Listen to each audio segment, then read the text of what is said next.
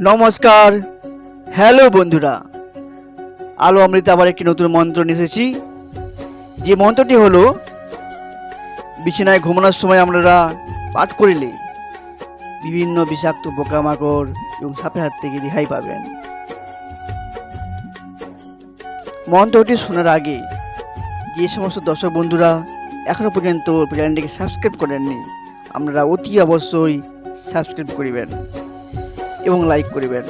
মন্ত্রটি ভালো লাগিলে কমেন্ট করতে ভুলিবেন না এবং লাইক করতে ভুলিবেন না। এখন মন্ত্রটি শুরু করছি। ঘুমানোর পূর্বে অর্থাৎ ঘুমানোর আগে বিছানায় উঠে পূর্ব দিক বা উত্তর দিকে মুখ করে বিছানার উপর হাত চাপাতে চাপাতে বলিবেন, বিছে মিছে সাপ ভাই, জলের কুমির বনের বাঘ, পঞ্চদেবতা মোর ভাই, শিবের দোহাই, শিবের দোহাই, শিবের দোহাই। বিছে মিছে সাপ ভাই, জলের কুমির বনের বাঘ, পঞ্চদেবতা মোর ভাই, শিবের দোহাই, শিবের দোহাই, শিবের দোহাই। বিছে মিছে সাপ ভাই, জলের কুমির বনের বাঘ, পঞ্চদেবতা মোর ভাই, শিবের দোহাই, শিবের দোহাই, শিবের দোহাই বলে 3 বার বিছানার উপর ফু মারিবেন।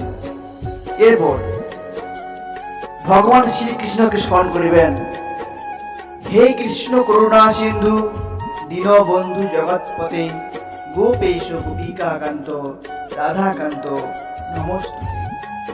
তারপর বিছানার উপর যে বালিশ থাকে, বালিশে প্রণাম করিবেন। কি বলে প্রণাম করিবেন? ওম নমো পদ্মনাভায় নমো বা নমো পদ্মনাভায় নমো বলিয়া বিছানার উপর শুয়ে পড়িবেন। দেখবেন যে সমস্ত দর্শক বন্ধুরা দুঃস্বপ্ন দেখেন, আমরা দুঃস্বপ্ন দেখা দেখবেন আস্তে আস্তে বন্ধ হয়ে গেছে এবং বিছানার উপর বিষাক্ত পোকামাকড়, সাপ এগুলো থেকে রেহাই পাবেন।